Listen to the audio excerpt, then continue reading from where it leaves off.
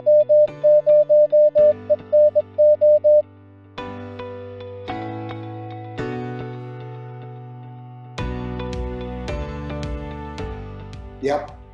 Lake. Yeah, Copeland Lake. So the reason we're doing that is where we're going to meet at is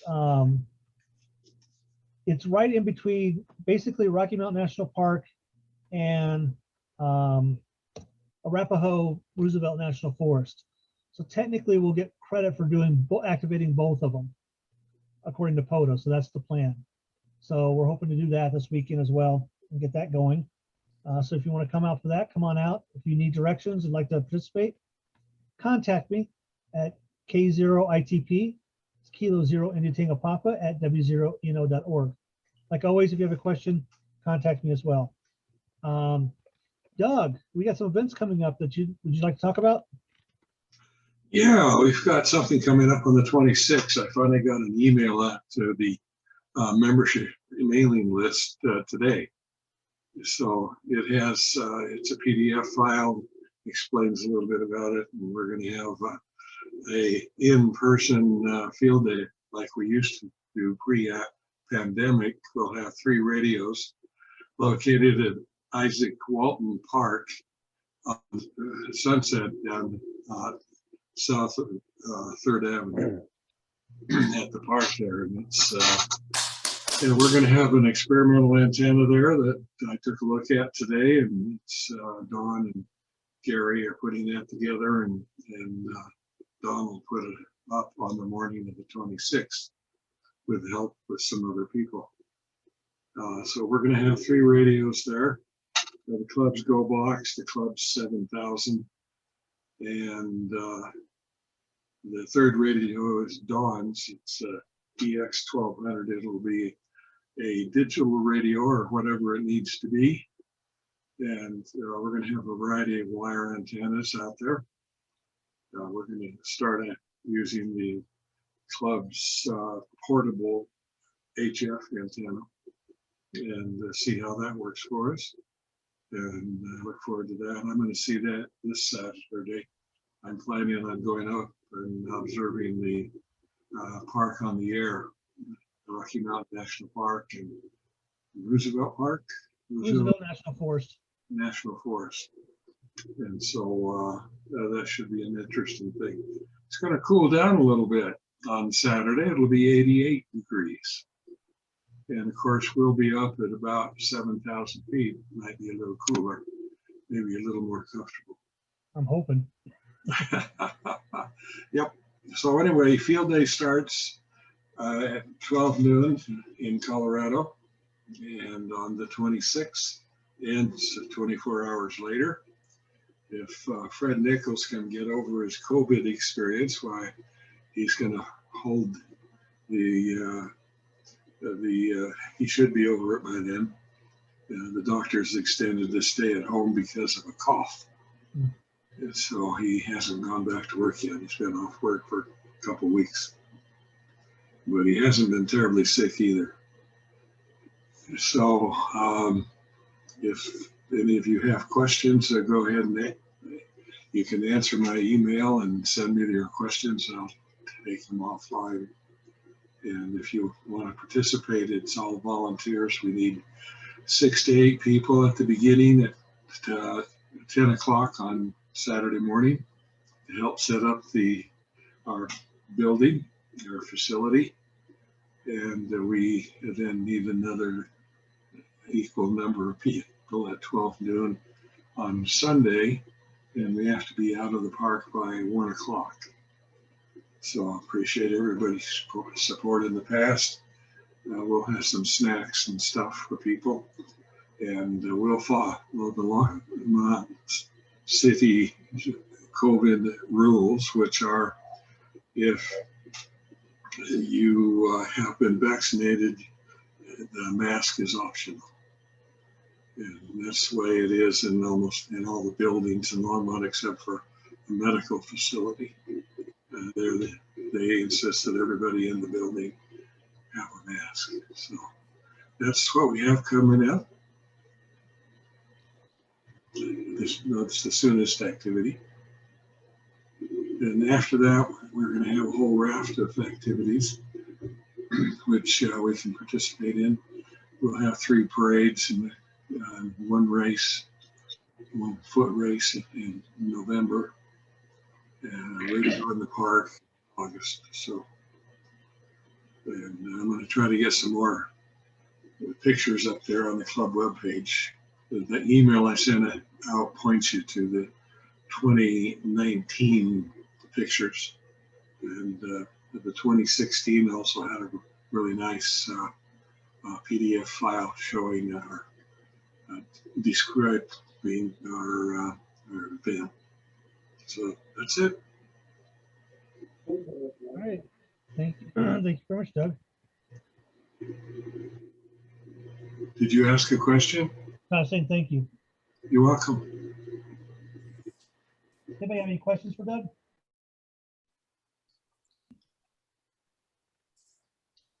All right, yeah, the club, we've been trying to make sure we stay busy as a club, so we got lots of things coming up. I am looking for volunteers that would like to help me if they'd like. On August 14th, I believe it is, and Doug, correct me if I'm wrong. That is our radio in the park. We're gonna do a barbecue. So hopefully you'll come out, maybe bring your kids, whatever, get on the air, make some contacts. We'll have some radio set up. Should be a lot of fun. So let me know if you'd like to participate and help with that as well.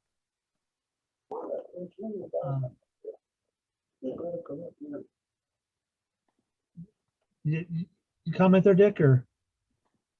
No, I'm just talking to this cat who won't leave me alone. Worse than a kid. The other thing that I wanted to bring up for people to think about is the fairgrounds are open again, and we have the Clover building again on the 3rd Wednesday of the month, like tonight, and the 2nd and 4th Saturday.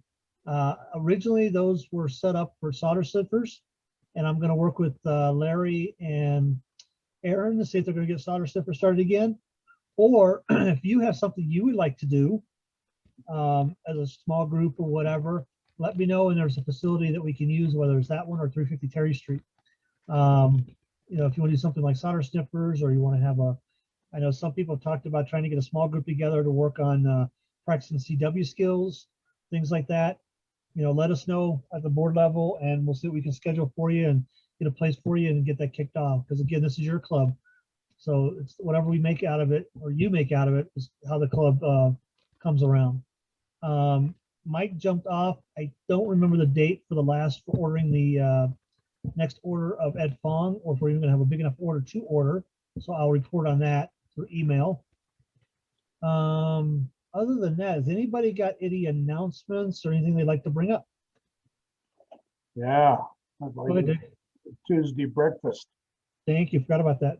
2nd and 4th Tuesdays. This coming one is next Tuesday at Maggie's Kitchen at the Quality Inn at I-25 and 119. And we're getting 1 or 2 other guys to come once in a while. And it sure be nice if some more of you'd like to show up and talk ham radio a little bit and get acquainted face to face. That would be real nice. Yeah, I'm gonna try to 8:30. these days. What time, Dick? 8:30. 8:30. Gotcha. Yeah, one of these mornings I'm gonna try to sneak over there, sneak out of work and go over there. All right. Anybody got anything else they'd like to bring up? Board members or otherwise? All right. All right. I guess if we got nothing, then we'll get Joe on here to start his presentation. NJ1Q, talk about W1AW, the Maxim Memorial Station. So it's all you, sir, and your partner there. Oh, let me check, make sure he left. I was supposed to say he was just some transient off the street, but that actually was my boss. That was Ed Harry, WNRFI. He's our lab dad, chairman of the MC committee. You'd never know it, right? You'd think he was just like some guy. But Jack yeah, of that all was. trades, master of none. Say again? The jack of all trades, master of none, right? Exactly, yes. And he would say that about himself too. So Nothing wrong with that. not at all. So Chuck, everyone, thank you very much.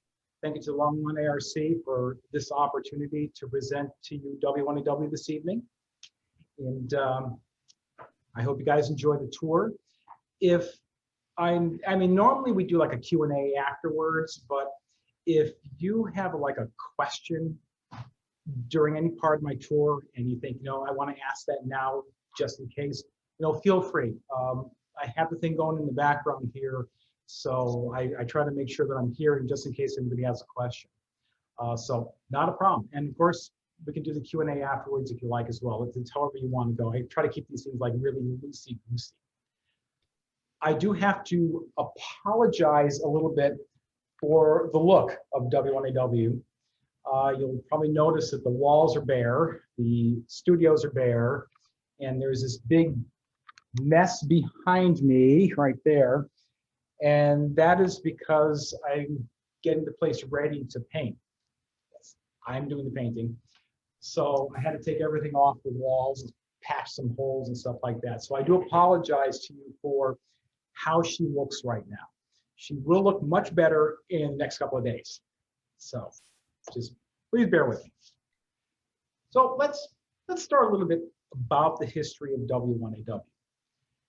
Now, much to everyone else is saying things, this is W1AW, this building was not Hiram Percy Maxim's house. This station is actually the second radio station that was built for the ARL and for W1AW. The original radio station, and I'm talking original like 1914, stuff like that, at the beginning of the ARL, was actually located about 5 miles to the north of us. It was located off of Brainerd Road in Hartford, near one of the Connecticut tributaries. And that station was destroyed in the Great Flood of 1936. They call it the Great Flood of 36 because it essentially started at the beginning of the Connecticut River in Canada, worked its way down, cut through New Hampshire, Vermont, all of Massachusetts, all of Connecticut, pretty much devastating everything along the way. Now, that occurred in March of 1936. And of course, it took out what was 1AW1MK at the time. Hiram Percy Maxim, our founder and first president, passed away in February of 1936 because of a throat infection. So he never saw the devastation to his beloved station. So the ARL decided that rather than rebuild that location, because of just how close it was to the Connecticut River, they had found this plot of land in Newington, and it's about 7¼ acres. Now, Newington is a very small suburb of the capital city, Hartford. It was very rural. I mean, rural to the point where there was no water line running down Main Street. They actually had to tap off the water line, which is actually running parallel to us, so perpendicular to us, just to get water to this location. That's how rural it was. The road that is to the south and west of us, which is now Star Avenue, that was a dirt road. That was Orchard Lane. It's now named Star Avenue after the family that not only did we purchase this property from, but also the family that deeded the land to the town. So this was really a rural area, but it was also away from the river and certainly dry at the time when the places got hit from the hurricane. Because that same area in Hartford, when we got hit with the 38 hurricane, took damage. So this was actually advantageous to build it here. So they began construction of this building in late 1936. In July of 1938, when the building was pretty much completed, we had gotten permission from what was the FCC at the time to hold the call sign in memoriam. Now, back then, usually when a person died, the call sign may have been reassigned, put back in the pot, given to somebody else, or just expired completely. But because they knew the significance of the organization, the significance of Hiram Percy Maxim and all the contributions, we were granted to hold his call in memoriam. And since July of 1938, we have been active from this location as W1AW. On September 2nd, 1938, we had the official inauguration of this station. The significance of that date is that September 2nd is Hiram Percy Maxim's birthday. So since that time, we've been active as W1W from here. The only time was during World War II when we had to cease all operations. Other than that, W1W from this location. Now, there were two main missions of W1W, and one is actually the critical mission. First and foremost is the transmission of all of our code practices and bulletins, and I'm actually going to show you that in a little bit. And what you saw me doing earlier was getting all the equipment set up for our 9 p.m. Eastern Time digital transmissions. The second is a place for visitors to come and operate the station. We have 3 studios, but I actually have more than just these many operating positions, but 3 studios that licensed amateur radio operators can come in and put the station on the air. So let me start off with our scheduled transmissions. And I should warn you that I may use the term broadcast. And I know that makes us hams kind of cringe when we hear that word, but please note that the term broadcast is purely in a technical sense because, well, technically we are broadcasting. What we're doing is our one-way transmissions. Now, what separates us from broadcasting and a technical broadcast is the content. And we actually asked the FCC about this many, many years ago. When the FCC really started this whole pecuniary interest thing, being paid to operate and so on, and I'm talking decades ago. Well, we've always had paid staff in one way, shape, or form here to operate W1AW, to have and to take care of the scheduled transmissions. So we'd gone to the FCC and said, okay, how do we resolve this? You guys know we've been doing this since 1914. We don't do it to make a profit or anything. We are providing a service to all amateur radio operators. How can we do this so it is legal? And pretty much the FCC came up with a set of rules and said, follow these rules and you're legal. Now the rules do not say W1AW. The rules start off specifically 97113D, that the control operator of a bulletin station may receive compensation. It's right there. It's the first line of that rule. Provided that that station, W1AW, is providing at least 40 hours a week. Oh, was there a question? Oh, sorry, I'm juggling papers. Oh, okay. It's valid so long as the station provides a minimum of 40 hours a week of code practice, is on a minimum of 6 HF and medium frequency simultaneously, has a published schedule that's published a minimum of 30 days in advance, and takes steps necessary to maximize your coverage. And as long as you don't send anything commercial, you are not in violation of any rules. So that control operator can receive compensation. Now, some would argue that, well, the rule just, it singles out W1AW. Well, there's no hiding from the fact that, yes, we had petitioned the FCC to do this, and they wrote it for W1AW, but pretty much any station who can kind of do this can do it legally and receive compensation. Now, we're also a business operating in the state of Connecticut. We have state of Connecticut labor laws, so we have to follow those as well. Now, what distinguishes when I say the word broadcast and what is or isn't a broadcast, pretty much is the content. And that too is a ruling that we had gotten from the FCC. Now, we all know that hams are not allowed to broadcast. We're not allowed to broadcast. In the eyes of the FCC, as long as my content, my transmissions are specific to amateur radio operators, I do not transmit anything that is of a pecuniary interest. So I'm not transmitting our book sales, petitioning for membership, anything like that. As long as I do not do that, my content is directed solely to licensed amateur radio or amateur radio operators and to a lesser extent shortwave listeners. It does not matter who can receive it. It truly doesn't. Because if you're just a casual listener, but you're not a ham and you come across our transmissions, you probably won't find any interest in them.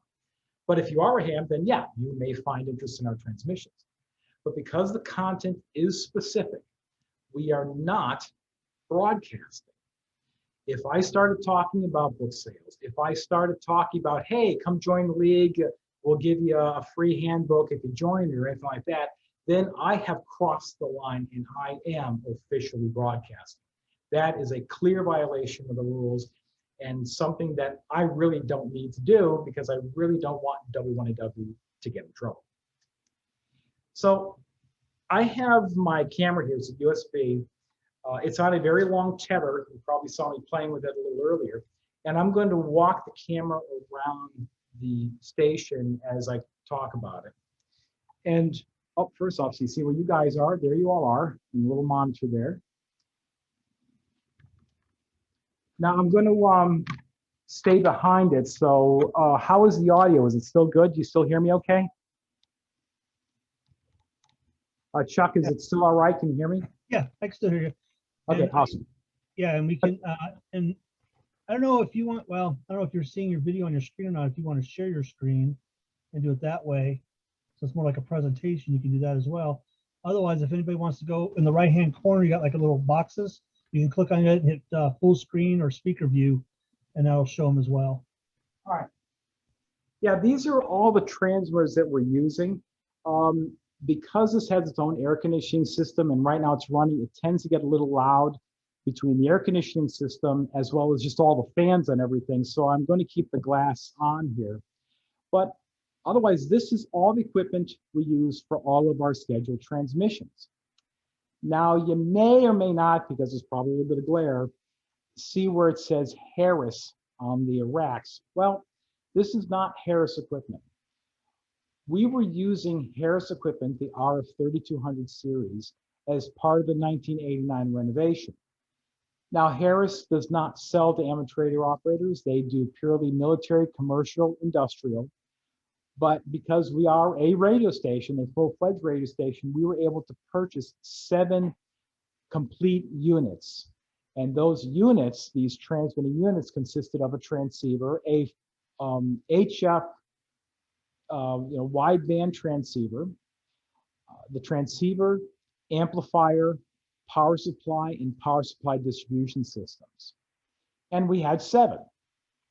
Well, all that stuff worked okay, but like everything else, over time, the equipment began to show more and more signs of failure. And the equipment was kind of designed to have a specific lifespan. Harris is not in it to be altruistic. They're a company, they're making a buck. And while the equipment worked very well, it wasn't meant to last 50, 60 years. It was meant to be very stable, very clean, provide some years of service, but fully expecting that they will eventually be replaced. Well, as time went on, we were experiencing more and more repair issues with the Harrises. And since we didn't really have any free ride, we had to pay for these repairs. So we began to reevaluate using amateur grade equipment. Now, back in 1987, 88, when we were going through this evaluation period of equipment, there were certain technical specifications that we wanted met. And they consisted of duty cycle, spectral purity and stability, transmit TR switch time. And at that time, it was a little difficult, not hard, but it was a little difficult to get a primary consensus with the amateur radio manufacturers. So we went with Harris, commercial grade equipment. Well, when we found that we really couldn't afford the new stuff that Harris had, we decided maybe we should revisit the amateur radio manufacturers. So now we're talking at least 10 years that, okay, it's 10 years have passed since the renovation, 10 years of improvements, 10 years of advances in technology. And we initially started out, we actually approached all the manufacturers. And at that time, we had 2 manufacturers come back to us. One was Tech, and the other was Command Technologies. Now, Tech had provided us with Omni 6 Pluses. However, they had to modify that equipment for us. Specifically, Tech had installed additional crystal ovens and modifications to their ALC circuitry. Command Technologies actually designed single band 5 kilowatt amplifiers for us. They were 3-holers. And the plus side of this was, like everyone else, we run 1500 watts. These amplifiers, these 3-holers, were rated for 5 kilowatts key down over a weekend, the old proverbial brick on the key. So these amplifiers are just kind of loafing along even at 1000 watts. And that equipment worked well for us, but then we started seeing some failures with this equipment too. And around that time, I was petitioning again the other manufacturers, and we happen to have ICOM here. And Ray Novak, he was here, and I was talking with him, and he says, you know, the radios that would fit for you great, and this would be the IC756s. Now, that tells you how far back, the IC756. And so we had purchased a few of those. And by the way, all this equipment that's used in the transmitting racks is purchased. This is not donated. We actually go to like HRO, Texas Towers, at the time, AES, whatever, to get this equipment. So we had purchased a couple of the IC756s, and we had gone to Ameritron, MFJ, you probably saw my little air quotes, to get the AL1200s. Because, well, the AL1200s would work just fine in these applications too, because we're using high gain antennas, so we didn't have to run a full 1500 watts. 1000 watts or even 800 watts into these antennas work just fine for us. The 756s worked great. The AL1200s, I had consistent failures with them, running them as, and again, I'll use the term broadcast amplifiers. And it got to the point where I was actually on the phone with Tom Roush, who was the original designer of AL1200, and saying, you know, this amplifier should be working. I should be able to key down this thing. It's in a wonderful working environment. It's in a cool environment. It's into a really nice low, so it's not like there's any issues with the antenna. And you know, we worked out a few things. We kind of got the amplifiers to eke along a little bit, but they still failed after a while. And we decided to now look at the ACOM 2000, another one of these built well, massive, manly amplifiers. And we found that for this application here, those ACOM 2000As work very well. In fact, right now, I have 4 of them in the racks. In total, in the station, I have 6 of them. And again, we purchased all this stuff. So over time, we began to swap out the Harrises, swap out the Omnis, and bring in ICOM radios. Now, I have mostly ICOM in here, but I do have a Yaesu FTDX 5000 on 10, and we did that purposely, as well as a Yaesu that we're using for 2 meters. Excuse me for a moment. And this equipment works fine. So right now on 6 meters, I'm running a 756 Pro 3. On 160 meters, I'm using a Pro 3. On 10, I'm running the 5000. On 15 and 80, I'm running the IC7410. On 40, 20, and 17 meters, I'm running the IC7000. Excuse me, 7300s. Into alpha amplifiers, ACOM amplifiers, and PW1 amplifiers. And all this stuff is in this broadcast setting, and we're using that right now. And while you can't really see it, let me see if I can bring this down a little bit so you can kind of see the amplifier. Again, I would move open the glass, but it's just, it gets too noisy, and it kind of just drowns me out. Let's see. Bring this a little more closer. So I'm kind of looking at the monitor there. So what you're looking at right now is our 7300 with the ACOM on 20 meters, running digital, and putting out just under 800 watts. On 20 meters, 800 watts into 5 elements, fed in parallel, pointed in both directions to cover pretty much the entire US, portions of Canada, and Central America. If you can see the display, you'll notice the display reads slightly off. Our published digital frequency for, in this case, 20 meters, is 14095. We actually compensate for the offset here. So technically, someone tuning around could put their dial setting to 14095 and copy us. Now, this would have been cooler if I was transmitting the CW side, because the bulk of our transmissions are CW. I mentioned how there's a little bit of an offset, and maybe you can see here we have an analyzer and a frequency counter. This equipment is calibrated for us. Now, as I mentioned earlier, we have to be on our published frequencies. And my published frequencies always end for CW on the half kilohertz and our digital on the full kilohertz. Now, let's take 40 meters, for example. My published frequency is 7047.5. Now, anyone can read that to say, well, it could be 7047.582 or 0.563 or 0.599. Well, no, technically that means that I'm at 7047.500 kilohertz. No ifs, ands, or buts. Now, today's equipment is extremely stable. However, you can still get small variations within frequency.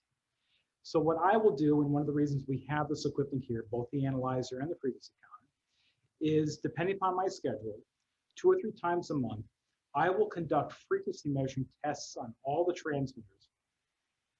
And I will bring them pretty much smack on our published frequency. So I will actually measure RF right off the air and set the transmitter accordingly. Excuse me. So my 40 meter transmitter, the display may say 7047.512, but if you were to measure, at least here, and we're not going to start going into propagation delay and so on, but measuring it here, my measured transmit frequency is 7047.500. And I do that for two reasons. First of which, I have to be where I'm published, 0.500 kilohertz, case closed. But also, there are hams out there that you may be shocked, but still use us as a frequency reference. If they can't hear WWV, if they can't hear CHU, but they're hearing our CW on any one of 7 HF frequencies, I can say with a straight face and a high level of confidence that worst case, if they're measuring us, we might be a hertz off. So worst case, my 40 meter frequency might be 7047.501, and that's it.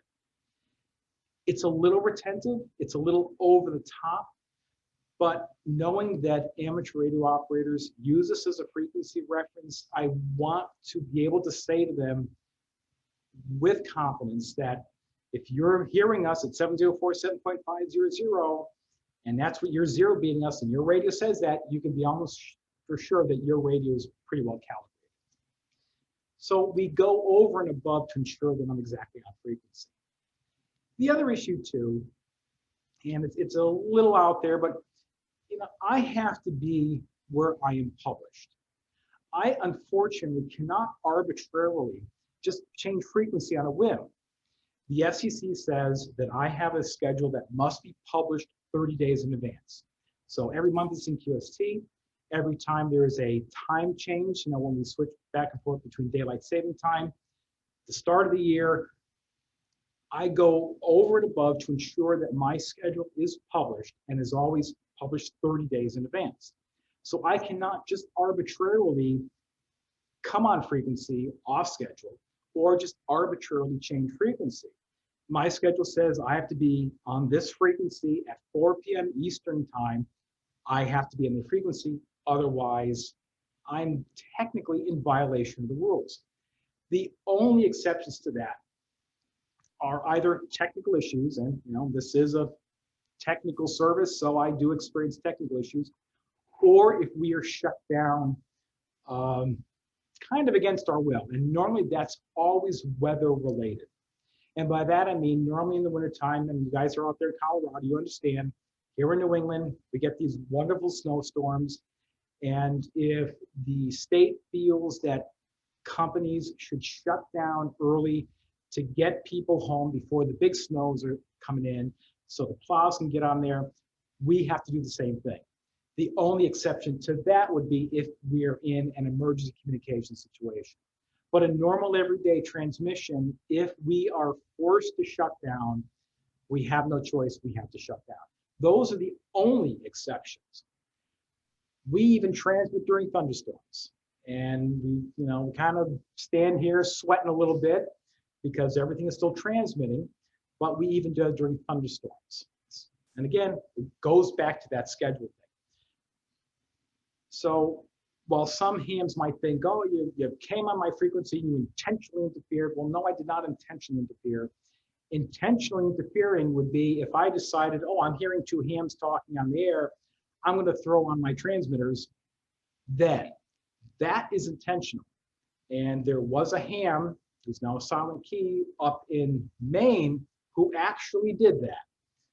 I won't mention call signs, but he would intentionally come on frequency off his schedule when two amateur radio operators that he knew were talking on the air. That's intentional interference. Mine is not intentional. We go so far as before the start of the CW transmission, we actually send out 2 alerts at 6 minutes before the hour and 2 minutes before the hour to say, we're coming on frequency with a code break. So I do try our best to kind of alleviate any issues of possible interference. And knock on wood, it has worked for decades. So all the equipment here is used to transmit on 9 bands simultaneously, 160 through 2. We are running anywhere from 800 to 1,000 watts. On 6 meters, about 600 watts. On 2 meters, about 150 watts. Now, all that is done from this location here. Let me drop this down a little bit so hopefully you can see it. Okay, that looks pretty cool. This is our main operating console area. Now, going left to right, we have a mixer panel that is used to take audio from the computer and the microphone. The audio is the digital audio, and I'm going to be showing that in a few minutes. And so all the digital audio is fed into a 16-channel passive audio interface and feeds the audio into the auxiliary jacks in all the transceivers. This equipment here is actually holdover from Harris stuff, and that's going to be leaving. And of course, this control panel here with all the, a little better here. Yep. This panel here is actually used to control the power for all the transceivers, as well as all the transit and TR switching. So we can key all the transmitters simultaneously. We could take a transmitter off the air singly if necessary, or just take them all out all at once with the flick of a switch. So we actually have a little bit of redundancy when it comes to taking a transmitter off the air should there be a problem. We also monitor our line voltage. We have a 60 kilowatt diesel generator that is used to power the station in the event of emergencies, and I can actually control that from this panel here as well. Now, for all of our transmissions, not counting phone, let me just clear this out for a second. Whoops. Here we go. We use FL Digi. Now, as part of the renovation of 1989, we were using a program that was written in-house. It was DOS-based, and that handled both the CW and the digital. Well, for the digital, after a few years, actually in 2009, we had started to use MixW, and that worked okay, but there was a language barrier issue with the authors of the program, and technical support became more and more difficult for us. So in 2012, we had switched over to using FLDigi for all of our digital transmissions. And working with the author, we were able to create macros that allowed us to switch digital modes within the course of a transmission. Now you're probably thinking, what's the big deal behind that? It's like, well, for the average hand using FLDigi, if they're running on PSK31 or Olivia or Feldheld, they're running that single mode. Well, at any time, I am running 1, 2, or even 3 modes. RTTY currently, because it's a legacy, BPSK31, and MFSK16. And I need to be able to transmit that, switch out of it, go to the next mode, pull in the data that's going to be transmitted, and start transmitting again, all within the matter of a couple of seconds. So working with the author, we had developed macros that allow us to do that.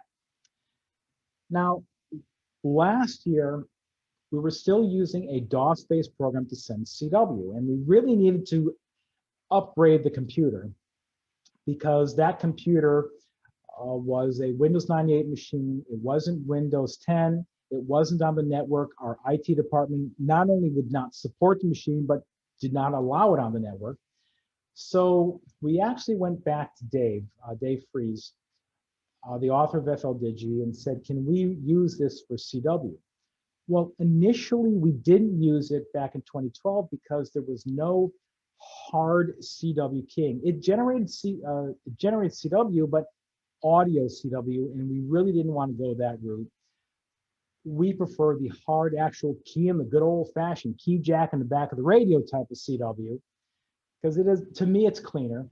Well, his program now does actual hard CW keying, either through WinKey or the serial port or so on. But we have the same problem. I switch code speeds in the middle of a transmission. I have specific transmissions that occur at specific times. I have qualifying runs. I have all this other stuff that we do in CW. So working with him, we once again had to write multiple macros that, and I'm going to get this a little bit closer. This, of course, this is the digital stuff, but create multiple macros that allowed us to have all these different variations within CW. And now we are using FLDigi to key a serial adapter, which keys our matrix in the racks, which now allows us to do hard CW keying.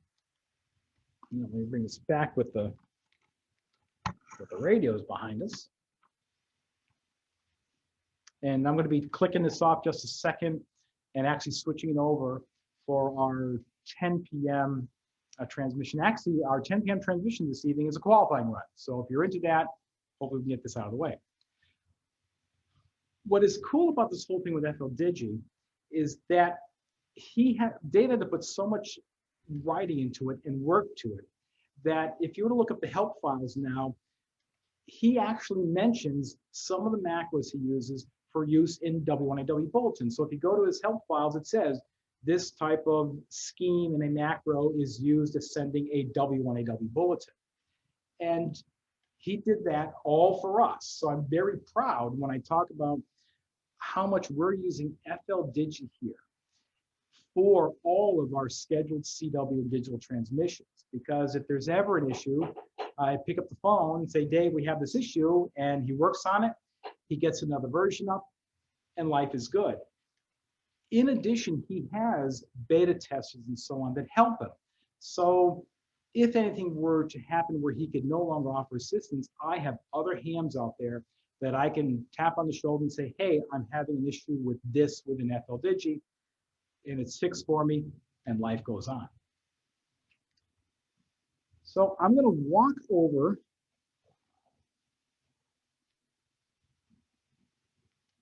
and if you'll just bear with me for 1 second.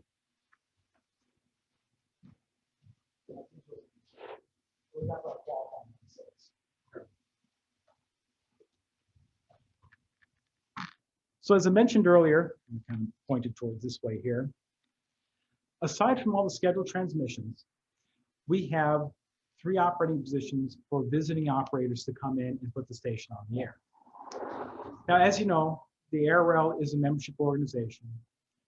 I am myself, Scott, we are members of the organization. We are very grateful, sincerely grateful to individuals who maintain their membership within the organization. W1AW is a part of the organization. The big difference is that W1AW, while part of the ARL, is not a membership service. W1AW is here for the benefit of all licensed amateur radio operators. So any licensed amateur radio operator can come here and operate the station. Now, when operating the station, you wouldn't use your own call. Now, some club stations and so on, they allow operators to either use their call or their club call. Here, it's a little different. Because we are a memorial station in honor of Hiram Percy Maxim, only W1AW is used here with extremely few exceptions. As manager and trustee, I would not use my personal call sign here. Our CEO would not use his personal call. Directors would not use their personal call signs here. Anyone operating from here is operating strictly as W1AW. And we go so far as to say, you can't even do W1AW / your own call. You cannot sneak contacts. If you're working somebody as 1AW and say, oh, by the way, 5T5 PA, this is NJ1Q, you also happen to be 5'9". That's a no-no. We're very strict on that because the whole point of this station is in honor of Hiram Percy Maxim. It's not in honor of the ARL, it's in honor of our founder and first president. So we're rather strict when it comes to the type of operating that takes place here at W1AW. Now, some would say, Joe, you're a bit draconian and all that. It's like, yeah, but it's the bigger meaning of this station. This is here for all licensed amateur radio operators, but it is also in honor of Hiram. So we really enforce that whole thing about using just W1AW. Now, any licensed ham, novice to extra, can come in here on those bands and modes granted by the license class. There's only 3 license classes now, but we still grandfather in novices and advanced. So we make sure we have the frequency charts available if an advanced comes in here, or even the rare novice happens to come in. And we also allow for control operating. So just suppose you're here and you have, say, with you a new technician, but you really want to get them on a band other than 10 meters. So as long as, and you're higher class license, so as long as that individual is willing to opt as a control operator, then technically we can allow that technician to go on, say, 17 meters, as long as you're willing to be the control operator. They would still use just W1AW, but they can get on bands other than 10 meters. Otherwise, if technicians come in here, I'll throw them on if they don't want to run CW. And yes, there are actually some technicians that have learned, because they told us, have learned CW so they can go on 80, 40, 15, and 10 meters and run CW as opposed to, say, sitting on 2-meter FM. So they'll come in here and they'll operate the station. Now, all logging is done using N1M Logger, N1M Logger Plus, and all my stations are networked. So when I have, well, let me correct that. When we had visitors, because right now we're still closed, but that may change the next couple of months, hopefully. They come in here, they use W1AW, we use N1M Logger Plus, and everything is networked. So just suppose a couple of members of Longmont came in here and said, hey, we're going to be in Connecticut, we're going to operate the station, W1AW is open. I would put you on the air, and it's 1 person per band because of how close antennas are, and the systems are networked. So you would be able to see where your friends are active. And I encourage that to say that if say I had somebody on 2017 and 15, well, then when you're working people, tell them, oh, by the way, we have operators on 2017, we have operators on 40 and 15, and the hams on the other end will actually chase us. So it's not uncommon to, when I have large groups operating in here, to see a call sign appear in the log multiple times and on different bands and possibly modes. So we actually encourage that as a way to get the radio activity going on the other end. So I'm going to start you off here in the first studio. Let me just make sure that my tether doesn't get disconnected.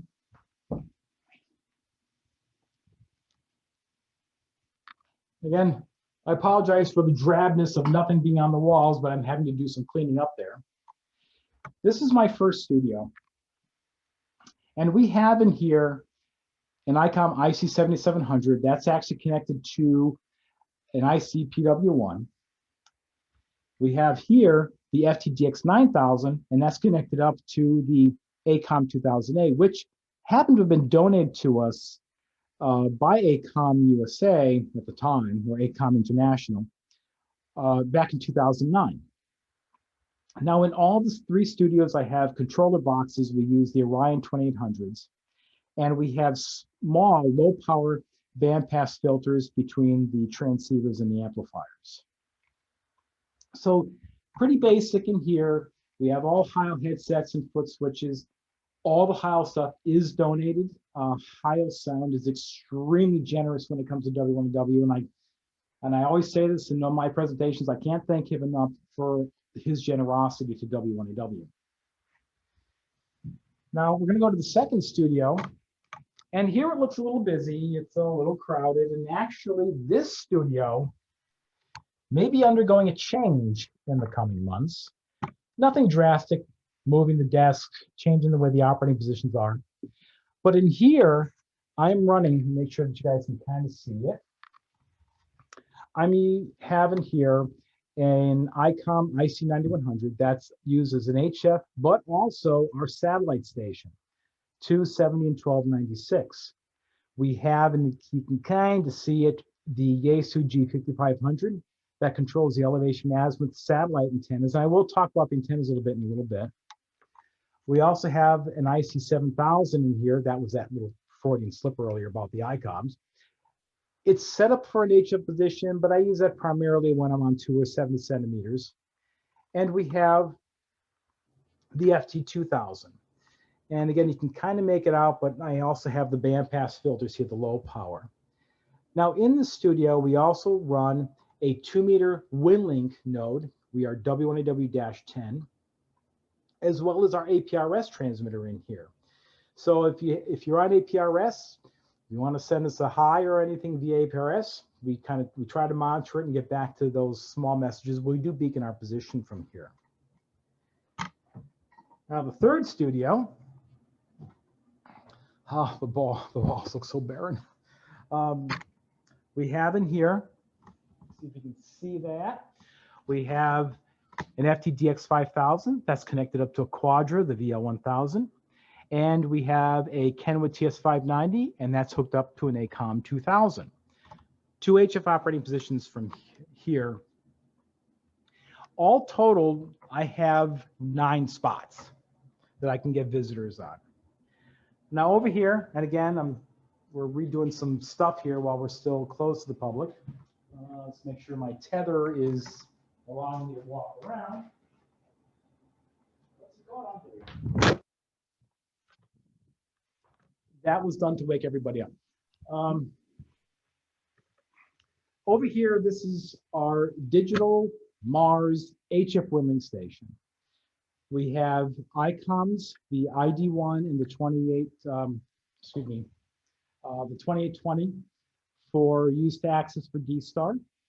We have the TS590, which I'm incorporating as being my digital station for those who want to run digital modes like PSK31 and SK16, and of course, the various JT modes, and I'll put it like that. We have open transceivers, Kenwood TS, the 480s that we use for WinLink, as well as Mars, because we are a Mars station as well. And this little station over here, this is actually all changing. In the next month or so, this is all going to be changed. We're changing this whole area here. We're running a little Raspberry, and that's an RLP node. We have that connected up to a Yaesu 1900. We run an RLP node. We're node 4292, and we do that primarily for ACOM, but also I will listen to it on the ICOM. we'll listen to that on the ICOM in case anyone just decides to want to dial up their normal ROP node and give us a shout.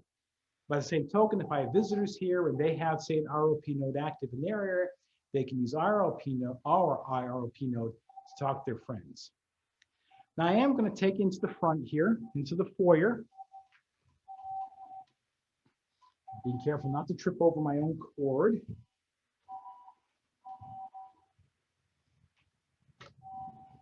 And show you, again, I'm moving stuff around because we're doing work and so on and so forth. This is Old Betsy. This is Hiram Percy Maxim's rotary spark gap transmitter. Now, she does function. However, I also found that when I demonstrate her, I always dump this camera, so I cannot demonstrate her, otherwise I dump the camera. The electrostatic field is that strong. But she does function.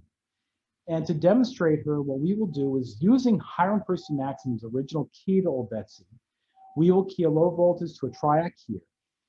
That triac here puts 120 volts AC to the high power transformer. When she's in a good mood, she generates 12,000 volts AC. That energy, that electricity or voltage is connected through this condenser, capacitor, and oscillation transformer.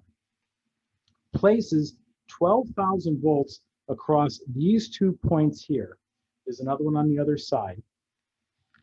This 4-point armature is spinning at about 2,000 RPM. And these points here come very close to the points in either side. So they make a very small gap.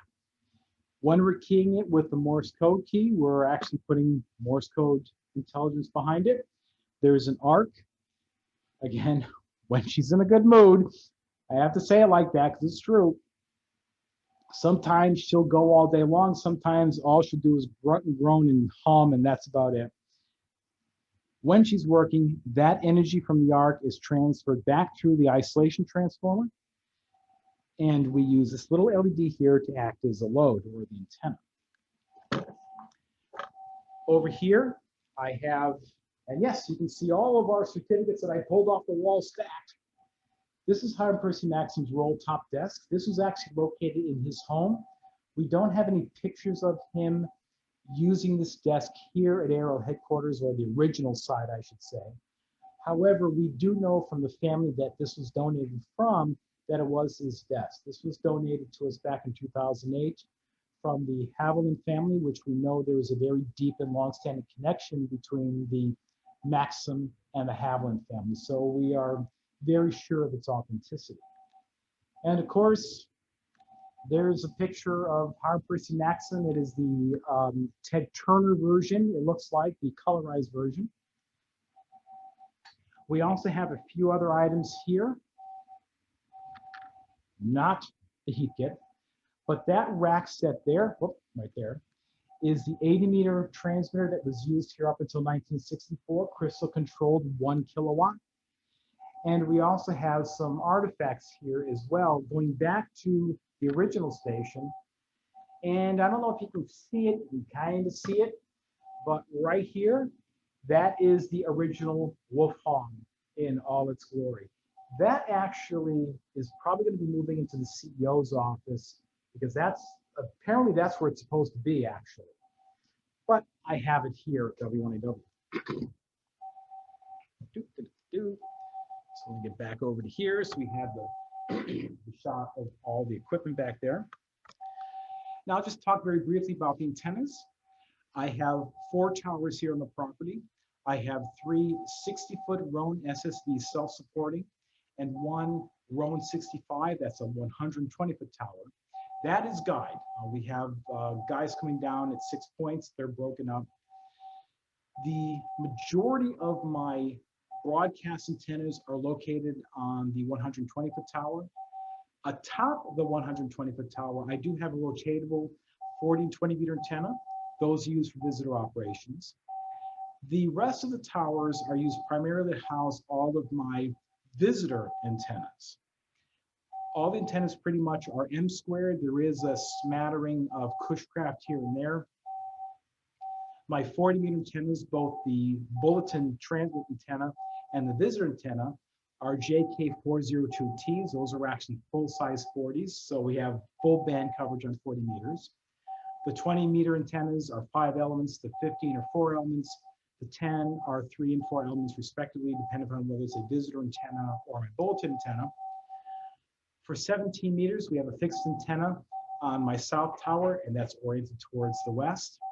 For 6 meters, I have the stacked M² halos, and we are currently running on 50.350 megahertz for all of our scheduled transmissions on that band as well.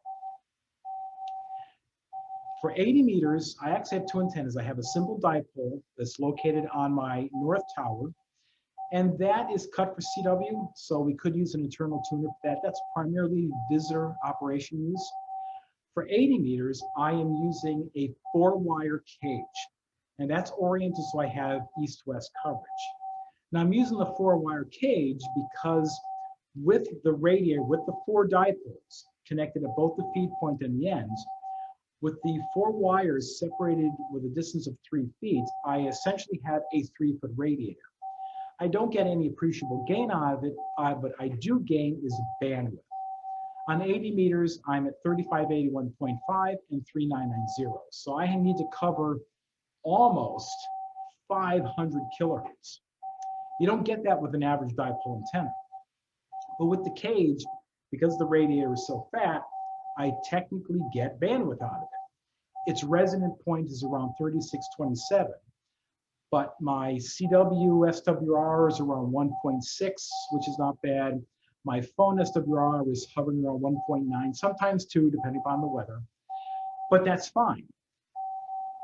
When I build antennas here, if we need them here, you know, that everyone has their own thoughts about antennas.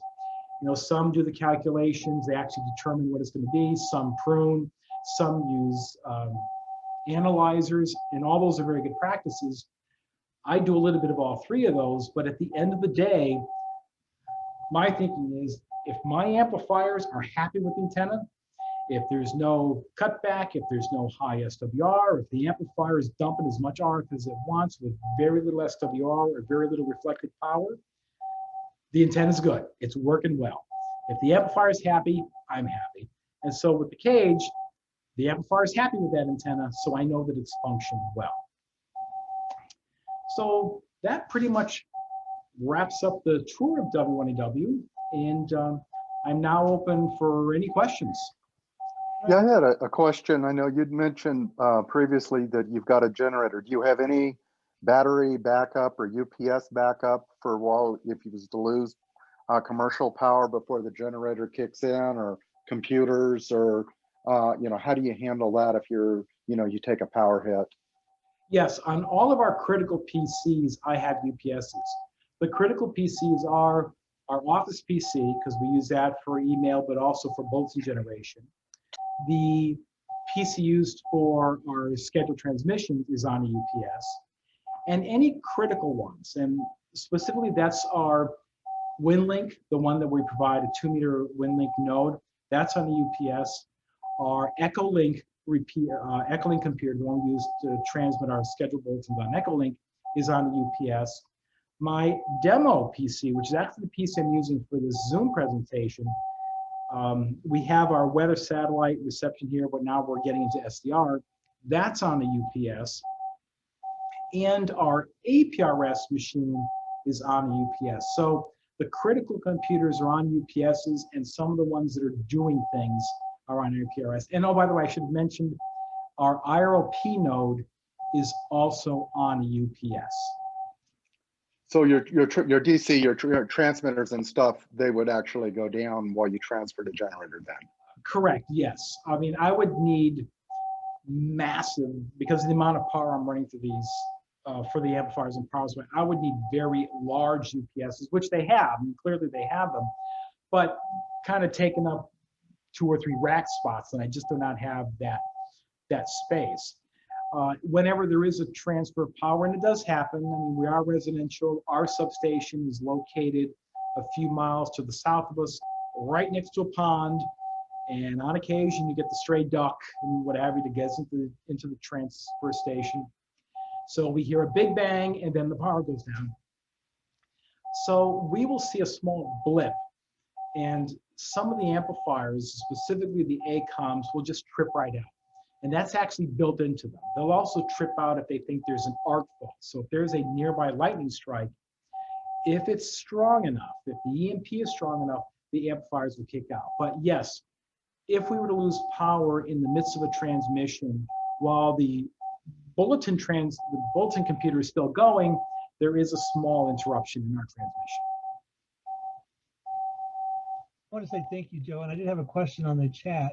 It says, do you have any problems with any other radio operators sitting on your frequencies? On occasion, I do. And interesting enough, and I'm not sure how, if I should be happy about this or not happy about this or in between, but I will on occasion receive reports from people who are trying to copy us, whether it be a CW transmission, a digital, or a qualifying run, that someone is right on the frequency we're using. And in more than one case, the report will come in where they're listening to us, and then all of a sudden someone will be right there. And I have to take it with a grain of salt. Is this one of these issues where it's, you know, the one-way propagation where that station that suddenly appeared exactly on top of us just couldn't hear us? Or is it an issue where they could hear us and they felt they're doing their part for amateur radio by intentionally interfering with our transmissions? So I have gotten those reports in the past. And when they come in, I tell the person who reports it that unfortunately there's just not much we can do about it. It's because you don't know why they suddenly appeared exactly on our frequency. And I always try to give them the benefit of the doubt by saying maybe they just didn't hear us. I sometimes think that's a little hard to believe, considering, like, again, on 20 meters, I'm running 800 watts into 2 5-elements stacked. So you can imagine my ERP and my field that somehow know they couldn't hear us on 20, but I always give them the benefit of the doubt. We do, on the rarest of occasions, get the report where someone worked W1AW around the same time that we happen to be transmitting, which is an impossibility because, well, when we're transmitting, and right now we're transmitting CW on 9 bands simultaneously, 160 through 2, there can be no other operating here. There's just way too much RF. Right. Maybe we can sneak somebody on 30, but even then, we are so in the near field that we pretty much wipe all the transceivers out. But we try to, we get those reports, and there's really not much we can do about it. That was just a question that somebody came on. And I want to say thank you for the presentation. You know, that's a very fascinating ham shack. You know, I would love to have a shack like that. Me too. And also, you guys have a part of Longmont there as well, because Alpha is out of Longmont. I don't know if you knew that. Alpha amplifiers are out of Longmont, Colorado. Yep. So, you know, you got a little bit of Longmont in the W1AW as well. So that's good. And we like to see that. So I have 2 of them on 160 and 80. On 160, I'm running the 8410, and on 80, I'm running an 87A. And so that is a monument to just how well these amplifiers work. The 8410 just got a few years on it, but the 87A, that's an old amplifier, and it's still kicking on 80 meters. Oh, yeah. Like I said, I appreciate the presentation. Anybody else have any other questions they'd like to ask Joe? I'm definitely going to try to make a trip out there sometime, because that'd be interesting to get out there. Oh, yes, and as long as you have your license or a copy of it with it. Now, granted, the FCC says you no longer need to carry your license with you, and that's true. And we do ask that anyone coming here, if they could have their copy of the license with you. If they don't, I do not allow them. What we will do is we will just check online to make sure that they're licensed, that's all. And because when visitors come here, and we call them our visitors, they're my visitors, I want them to come in, get on the air, make a bunch load of contacts, and that happens, but also to have fun here and leave here knowing that they operated W1AW. Now, on that note, by the way, listen for us on field day. We're going to be in that station. We don't encourage contest style operating when I have visitors here. 5973. Right. However, because of the nature of the beast, you kind of have to do that, because you start calling CQ, this is W1AW from Newington, Connecticut. After a little bit, you can find you might have 10 or 12 hams calling you all at the same time. Right. And since we know as hams that propagation isn't perfect all the time, that you try to have to get as many as you can in the log. So while I do encourage some casual interaction between my visitors and the person they're talking with, sometimes it's just, hey, NJ1Q, this is W1AW. The name here is Joe. You're 5'9" here in Newington, Connecticut. How copy? And then come back and say, well, thank you very much for coming back. There's a lot of people calling, and that's it. Right. Sometimes we just have to run it that way. It's work the nature of the pileup. beast. Yeah, because there's pileups. Yeah, I do have a question. Do you have any idea on a number, ballpark figure of how many contacts that station's made over the years? Well,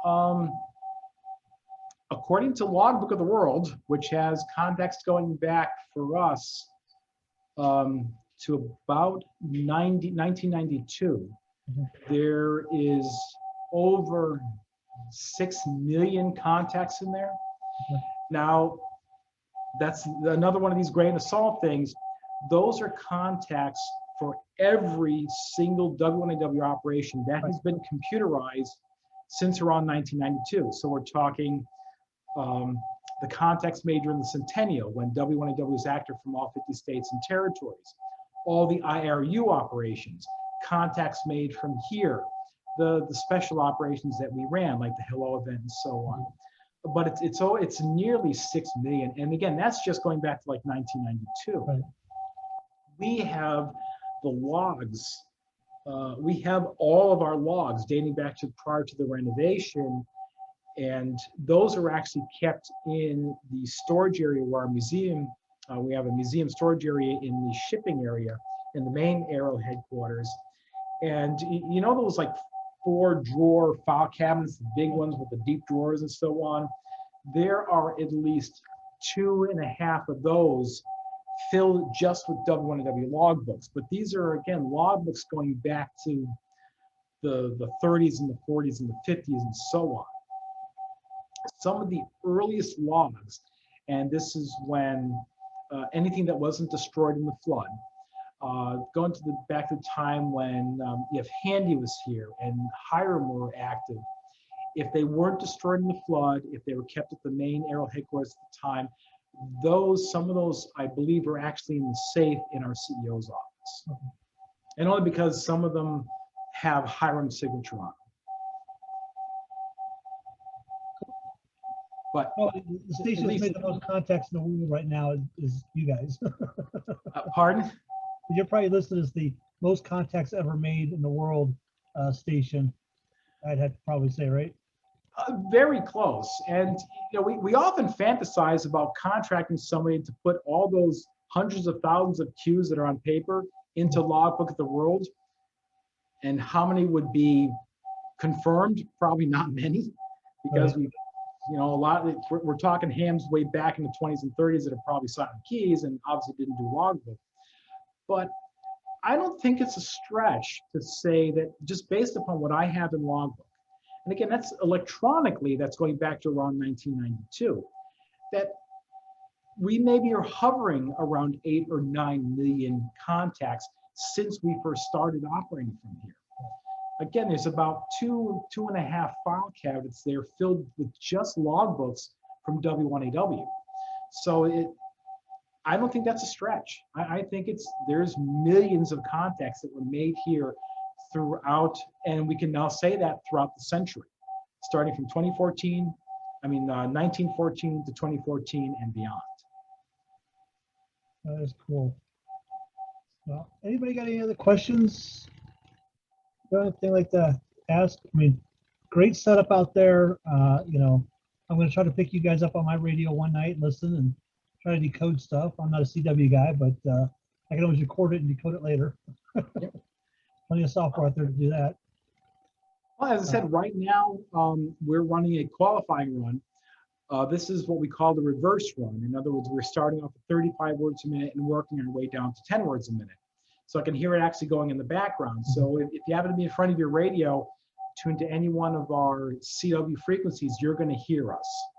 Obviously, a little bit of a delay, but we're transmitting right now. Cool. That's why these, I have done, well, they were Skype at the time. Now everything is Zoom. Presentations during the day with some clubs. And they weren't, I mean, they were cool because they're coming from here, but they weren't as cool as the nighttime presentations, because the nighttime presentations, excuse me, are always taking place during our transmit schedule. So I can, in real time, show the club members W1AW in action, W1AW taking care of that first part of the mission, and that is the transmission of code practice and bulletins. So that's kind of cool. That is cool. That's one part of the hobby I haven't personally myself I haven't got into is CW, but we do have a lot of club members that are trying to teach themselves and things like that. So we have a few that are pretty proficient in it as well. They enjoy it for field day and things like that. So yeah, the reports of the death of CW are grossly exaggerated. I see it in the number of code proficiency submissions we have. And granted, some people are doing it just so they can get their name in QST and they can get their certificate, but that's on the rise. We have people that use our web practice files. We have people that listen to our code practice now. They're listening right now. Are they learning Morse code, or are they listening to it like I do at home? I will have it going on the background just because. Who knows? But there are hams out there that are still learning Morse code. I have a guy that wrote today.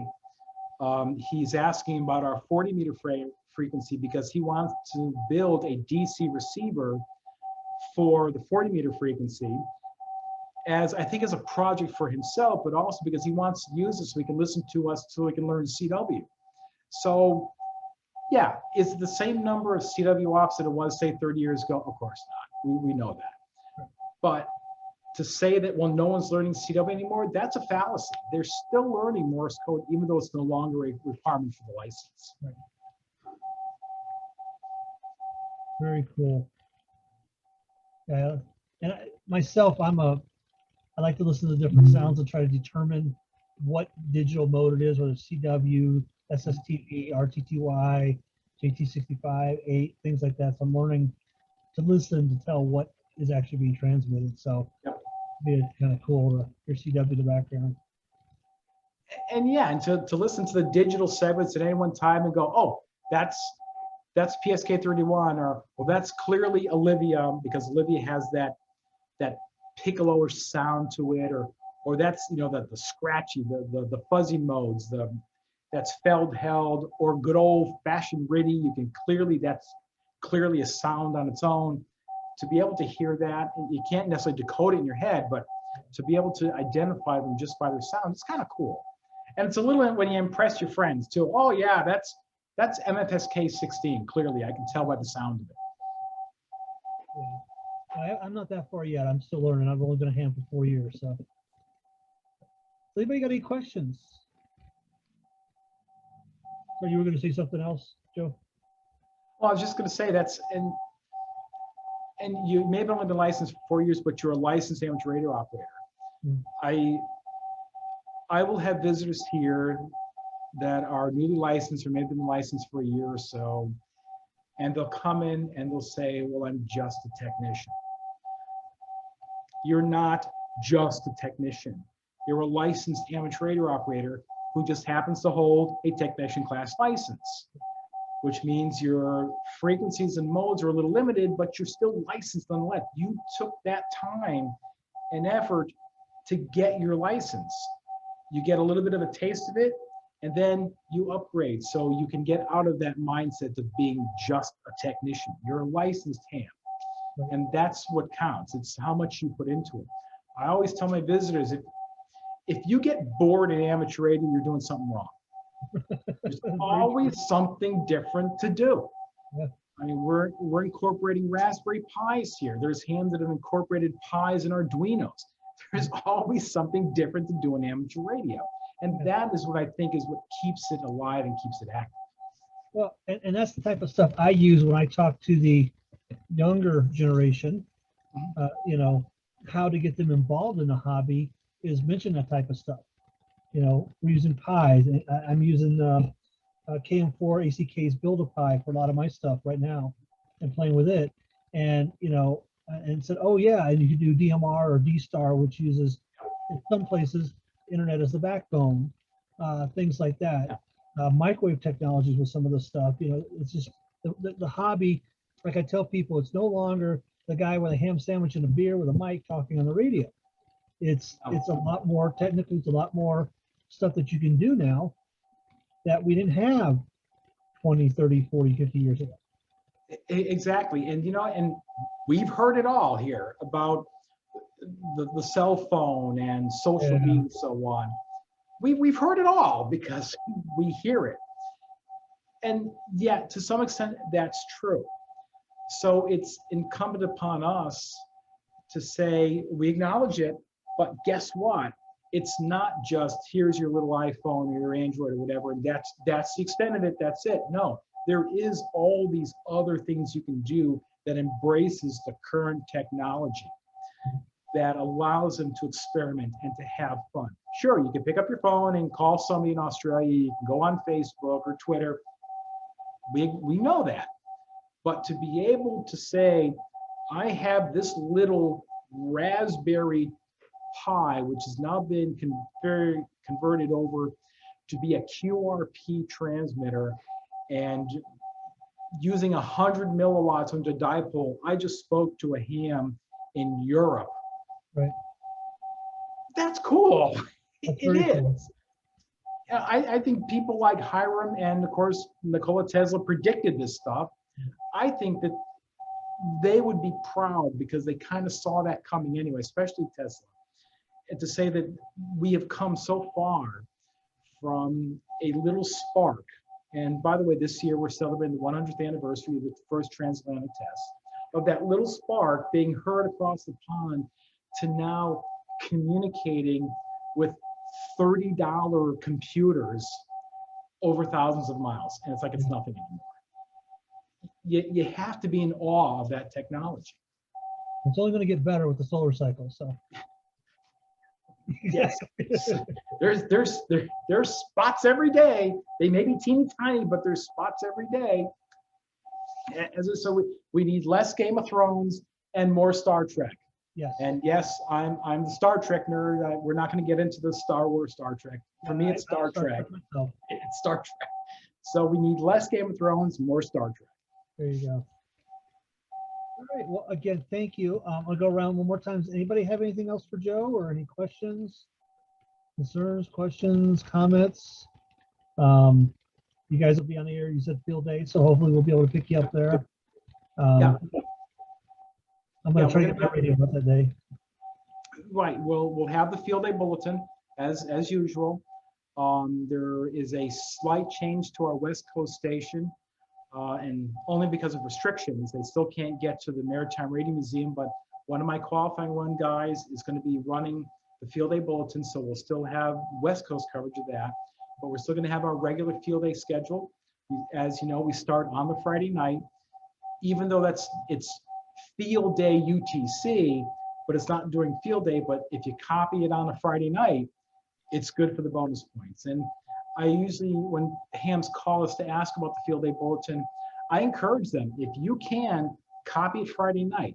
This way you get it out of the way, and it doesn't matter the mode, CW, digital, or phone. It's just one bulletin. Doesn't matter which one you submit for the bonus points. Get it out of the way Friday night. This way you can devote all your weekend to just getting on the air and having fun. And right now, it looks like I may have 3 or 4 operators on from here during field day. So you should hear W1 and W active during field day. In fact, that's why I wear my field day shirt. This is the older one from 2 years ago, but it's the field day shirt because it's field day month. Right. Let's see. Are you familiar with the end-fed half-wave HF antenna that is in the QST? Is it any good?